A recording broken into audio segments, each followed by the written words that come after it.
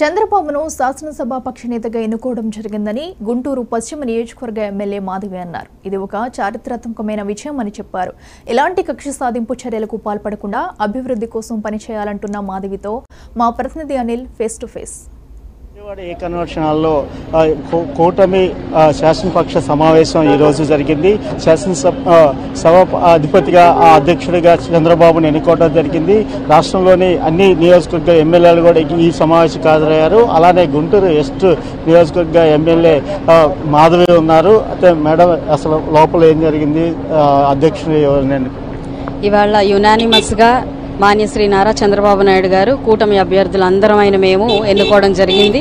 ఇదొక చారిత్రాత్మక విజయం. మేము చారిత్రాత్మక కలయికతో చారిత్రాత్మక విజయాన్ని ప్రజలందరూ కూడా మాకు అప్పచెప్పారు. అలాగే ఇది ఎంతో ఉత్కృష్టమైన బాధ్యతగా ఈరోజు చంద్రబాబు నాయుడు గారు మాకు అందరికీ కూడా గడిచిన ఈ 5 ఏళ్లలో అందున ఈ ఎలక్షన్ సమయాన్ని మొత్తం కూడా ఆయన్ని మనసులో పెట్టుకొని ప్రతి ఒక్క అంశాన్ని కూడా గుర్తు చేసుకోవడం జరిగింది.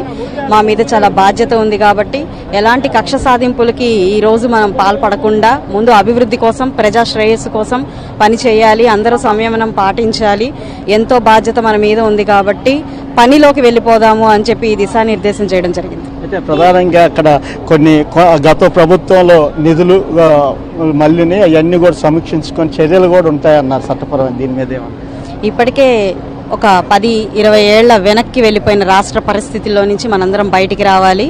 ఏ నిధులు, ఎన్ని అప్పులు మన నెత్తి మీద ఉన్నాయి అన్నది ఇంకా మనం చూసుకోవాలి. ఎన్నెన్ని తాకట్టు పెట్టారో తెలుసుకోవాల్సిన పరిస్థితి ఉంది. ఈరోజు వాటన్నిటి కూడా సమీకరించుకొని ప్రజా అభివృద్ధి కోసం, శ్రేయస్సు కోసం ఈ డెవలప్మెంట్ ప్రాసెస్లో నిధుల్ని సమీకరించే ఒక మహోత్కృష్టమైన బాధ్యత ఈరోజు మా మీద ఉంది. కాబట్టి వాటన్నిటి దృష్ట్యా ఒక ప్లాన్ ఆఫ్ యాక్షన్తో అందరం ముందుకు వెళ్ళి అభివృద్ధి ధ్యేయంగా పనిచేస్తాము, చెయ్యాలి అని చెప్పి ఈరోజు నిర్దేశించడం జరిగింది.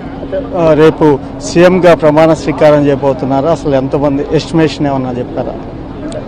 మా వరకు ప్రతి నియోజకవర్గం నుంచి 200 నుంచి 250 మంది రావడం జరుగుతుంది. అలాగే స్టేట్ వైడ్ కూడా ప్రతి నియోజకవర్గం నుంచి రావడం జరుగుతుంది. కాబట్టి ఖచ్చితంగా అంచనాలకు మించిపోయే ప్రజానీకం అక్కడ హాజరవుతుంది. ఎందుకంటే ఇది ప్రజా ఆకాంక్ష, ప్రజల కళ. చంద్రబాబు నాయుడు గారు, చంద్రబాబు నాయుడు నేను అనే ఒక మాట వినడం కోసం ప్రజలందరూ ఎదురు చూస్తున్నారు. కాబట్టి అంచనాలకు మించిపోయే ప్రజలు అక్కడ హాజరవుతారని మేమందరం అనుకుంటున్నాం.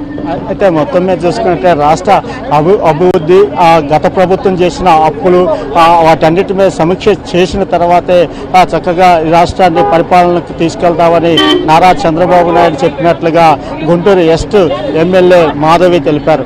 కెమెరామెన్ మహేష్తో విజయవాడ నుంచి. విజయవాడ ఏ కన్వర్షన్ హాల్లో